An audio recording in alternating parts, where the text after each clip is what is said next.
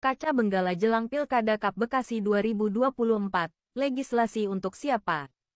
Oleh Ishar Masum Rosadi, warga Desa Segarajaya Kec Tarumajaya Kap Bekasi, Ketua Umum DPP LSM Baladaya. Melihat tahun 2024, ada fenomena menarik terkait eksekutif dan legislatif Deltamas, bahwa fenomena lamedak tidak terjadi. Istilah lamedak session alias sesi, bebek lumpuh, sudah tidak asing bagi masyarakat, khususnya di kalangan yang bergelut di dunia politik dan hukum. Bebek lumpuh merupakan periode transisi dalam pemerintahan atau lembaga legislatif, yang pada dasarnya akan segera lengser, dianggap memiliki kekuasaan yang berkurang, seperti bebek lumpuh yang tidak bisa bergerak dengan bebas tetapi, dalam praktiknya, lamedak session tidak terjadi di Deltamas. Hal ini dikarenakan anggota parlemen dan eksekutif Deltamas tetap produktif menjalankan fungsinya sebelum masa jabatannya berakhir.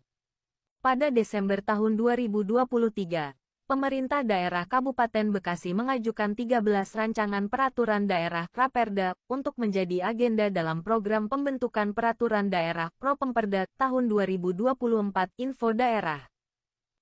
Adapun 13 usulan Raperda pada Propemperda 2024, yaitu Raperda Perubahan Kedua atas Perda No. 6 tahun 2016 tentang pembentukan dan susunan perangkat daerah Kabupaten Bekasi, Raperda Pertanggungjawaban Pelaksanaan APBD tahun 2023, Raperda Perubahan APBD Kabupaten Bekasi tahun 2024, Raperda APBD tahun 2025, Raperda Rencana Pembangunan Jangka Panjang Daerah RPJPD Kabupaten Bekasi tahun-tahun 2025 sampai tahun 2045, Raperda Pemberian Intensif dan Kemudahan Penanaman Modal di Kabupaten Bekasi, Raperda Perubahan atas Perda No. 6 tahun 2014 tentang Pencegahan dan Penanggulangan Bahaya Kebakaran. Kemudian, Raperda Rencana Perlindungan dan Pengolahan Lingkungan Hidup, Raperda Limbah Non-B3 dan Persampahan, Raperda Lahan Pertanian Pangan Berkelanjutan LP2B, Raperda Perubahan atas Perda Nomor 12 Tahun 2011 tentang Rencana Tata Ruang Wilayah Kabupaten Bekasi, Raperda Perubahan atas Perda Nomor 5 Tahun 2013 tentang Pelestarian Cagar Budaya di Kabupaten Bekasi, dan Raperda Penyelenggaraan Objek Pemajuan Kebudayaan. Namun berdasarkan penelusuran data penulis bahwa pada tanggal 28 Juni tahun 2024, legislator Deltamas periode tahun 2019 sampai tahun 2024 mengadakan rapat paripurna dalam rangka penetapan keputusan terhadap, pertama, penambahan program pembentukan Perda tahun 2024, Raperda tentang Penyelenggaraan Kesehatan, Raperda tentang Perubahan Kedua atas Peraturan Daerah Nomor 6 Tahun 2016 tentang Pembentukan dan Susunan Perangkat Daerah Kabupaten Bekasi, dan Raperda tentang Rencana Pembangunan Industri Kabupaten Bekasi tahun 2022 sampai tahun 2044. Dan kedua, penyampaian nota penjelasan terhadap Raperda tentang Pertanggungjawaban Pelaksanaan APBD Ta 2023.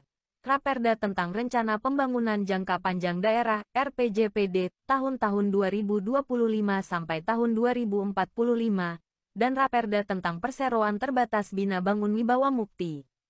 Aktivitas legislasi tiba-tiba meningkat pesat di akhir masa jabatan legislator Deltamas, terutama pada masa transisi atau lamedak session.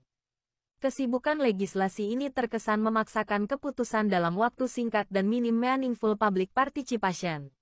Masyarakat perlu mewaspadai terkait secara teori, lamedak session agar masa transisi tidak menjadi ajang bagi legislator dan pemerintah eksekutif untuk mengutak-atik regulasi untuk kepentingan dirinya maupun golongannya. Kesibukan legislasi ini terkesan memaksakan keputusan dalam waktu singkat dan minim meaningful public participation.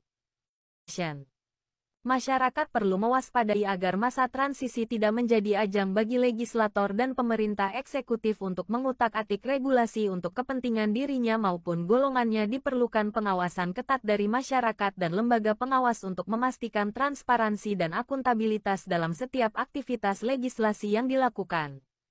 Peningkatan transparansi juga penting dilakukan. Salah satu kelemahan elementer dalam mewujudkan pemerintahan yang baik dan bersih adalah soal akses informasi untuk publik. Misalnya soal anggaran mulai dari perencanaan, distribusi dan alokasi hingga evaluasi pelaksanaannya. Ketertutupan informasi merupakan pintu masuk kleptokrasi. Kleptokrasi bisa dipahami sebagai bentuk administrasi publik dengan menggunakan uang yang berasal dari publik untuk memperkaya diri sendiri. Istilah kleptokrasi sendiri dipopulerkan oleh Stanislav Andreski dalam Kleptocracy or Corruption as a System of Government, 1968, yang menggarisbawahi peran penguasa atau pejabat tinggi yang tujuan utamanya adalah pengayaan pribadi.